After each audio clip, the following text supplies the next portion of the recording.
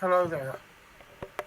Welcome to my Cedar Maple acoustic guitar build.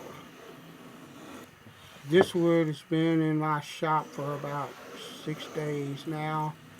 I was going to leave it for about 2 weeks, but I got a window of fairly warm weather, and I'm not going to get very many more of those.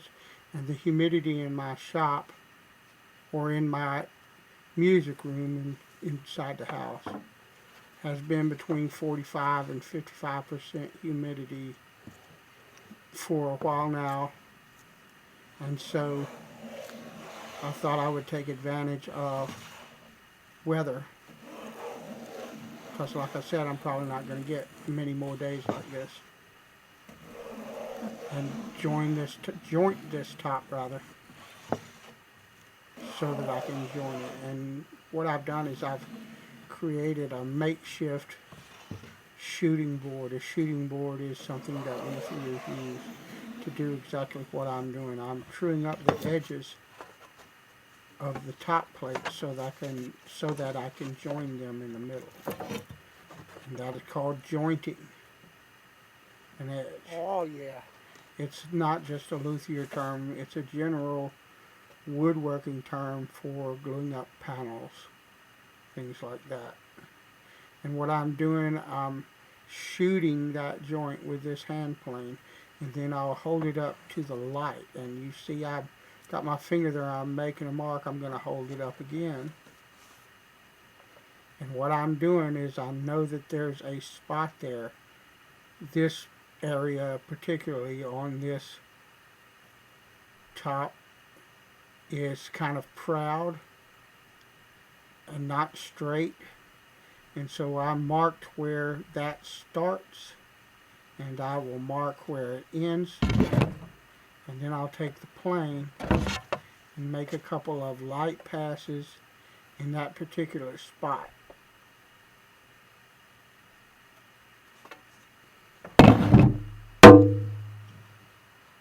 Now I don't know if this is correct according to what a luthier does. I know as a woodworker this is how I would join the panel. And so now what I'll do is I'll look and see if that was enough, and if it wasn't, I'll go back and hit that area a little bit more. You can always take more wood off, you can't put it back. Yeah, I want to hit it a couple more times. And I'm pulling away before I get to the end. And now I'm going to make a pass, shoot the whole edge. And I'll continue in this manner to shoot this whole edge until I start getting close. And I really need to make me a purpose-built shooting board for this, but I've just got no room left. I live in a trailer, and I've got jigs and stuff all in that one room, and it takes up a lot of space, and I just don't have the room. I could put it out in my shed, but that's not temperature or humidity controlled, and over time the panels would warp. The shooting board would warp rather. And now when I get close, what I'll do is I'll start moving very, very slow and very, very carefully,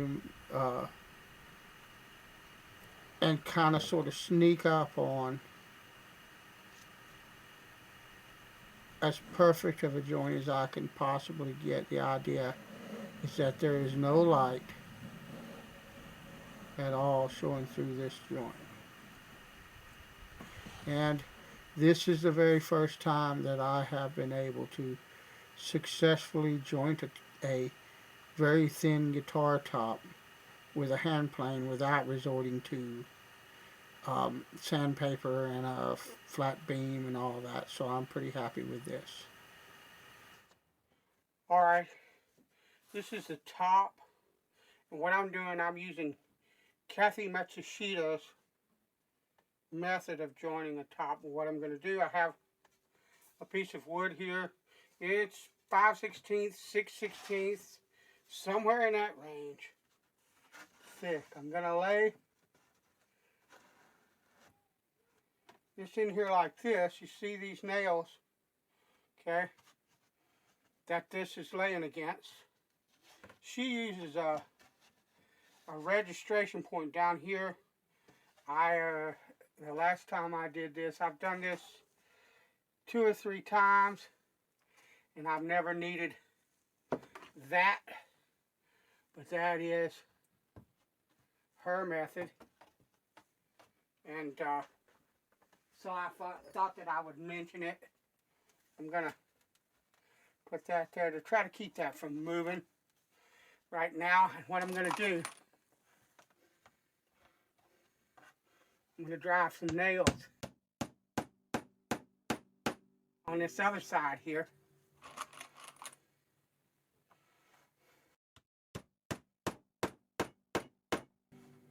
And cue my wife to ask me what in the world I'm doing.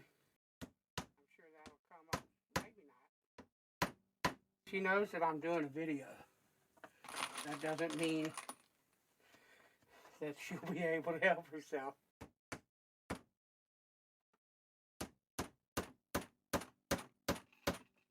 Be careful when you do that you do not smack the top. That would be a technical term called bad. And then I'm going to lift this with this top, with any top, but particularly with this cedar. I have been warned by the gentleman who gave it to me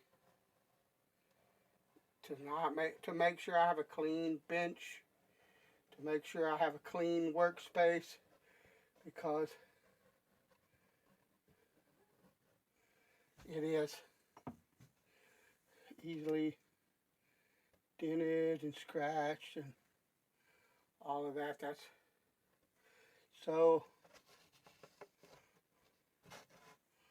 I'm gonna warn you the same, to be careful. Now, I don't like this, what's happening here.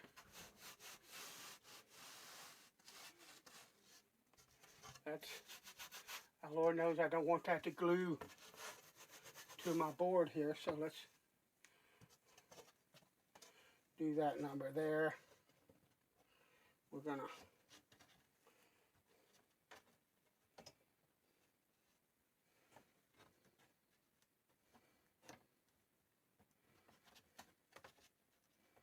do one of these numbers,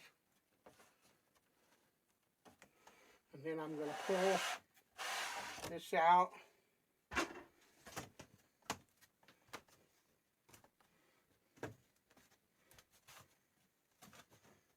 I want to try to get this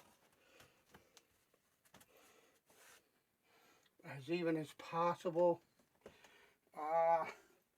Let me see. I know that right there is not quite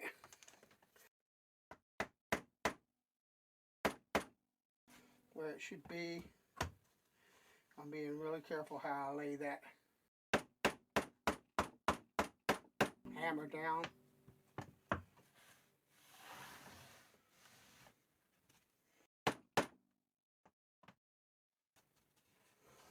And that is probably most likely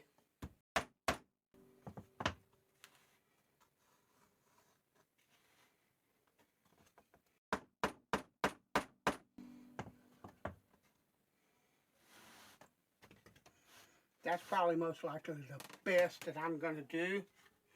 And so what I'm going to do now is reach down here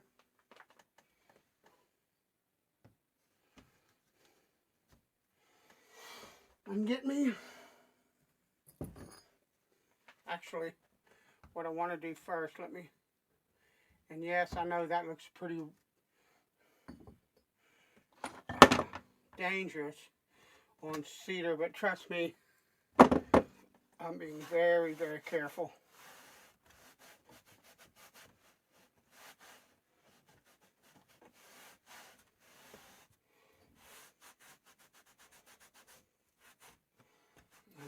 I know that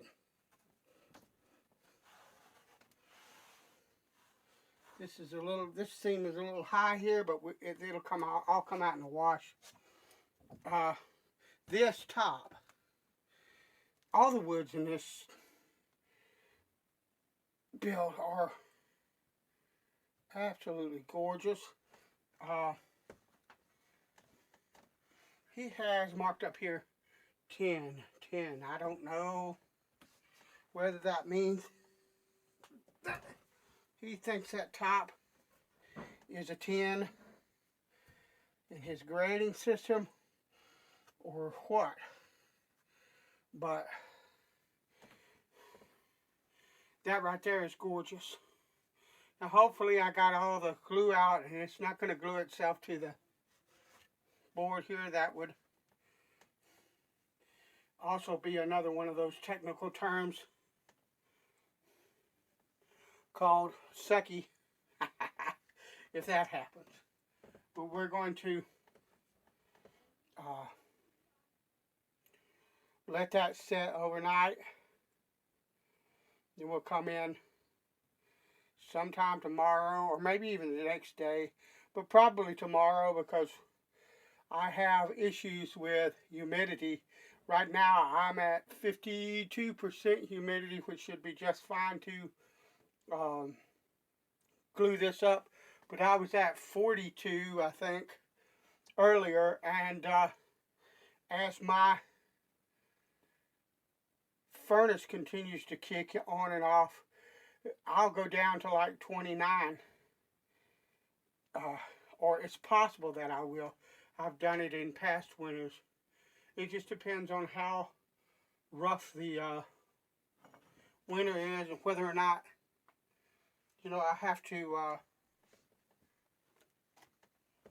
we have to run the furnace, or the furnace has to run real hard. So, but what I'm going to do, I'm trying to figure out how to control humidity. Now over here in the corner I've got a big plastic cup full of water. Well, almost full. It's about that far from the top. I don't want it spilling all over my desk or my bench, and I'm hoping, and it's looking like, that is helping the humidity in this room, but I don't believe that it will be enough as winter kicks on. So what I'll be doing is taking plastic and sealing this in, and then I'll use that water and see if sealing this up and closing it up, that will be enough to regulate the humidity. I will keep close watch of it and add or subtract water if I think it's needed, that kind of thing.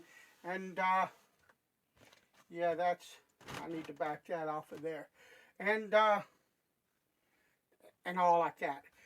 But you know, in the summertime I'll get desiccants, or I know I should be able to find a small dehumidifier that will work in this small room for fairly cheap. That is my main goal, because the humidity about 9 months out of the year in here is between 70 and 80 or 60 and 80, sometimes 90%. Here in Virginia, you can see the water laying on your windows outside most all the way through the year. That's how high the humidity is. And then in winter, when we turn the furnace on, it drops really fast. So I have to find a way to manage the humidity in here if I want to continue to build guitars and not take a year or 2 years. Right now, I brace the tops, or I joint the tops and thickness them and brace them in the winter time because the humidity is lower. But we will see as time moves on if I can get a handle on that or not. Appreciate you watching. This is going to be a slamming good build, as long as I don't break anything, crack anything like that. And here's the back glue up. Because of the shape, this method didn't work as well, but I think I did all right. I didn't get quite as much clamping pressure in the center as I got on the top. And if you look, I don't know if you can see it or not, but this side is thicker than this side, so hopefully I got that.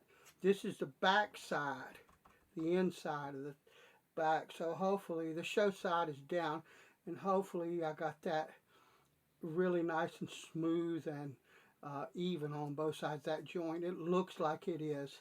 It looks like about the same amount all along here. So, but we will see. But I think that that's going to work. Thanks for watching, and I'll talk to you later.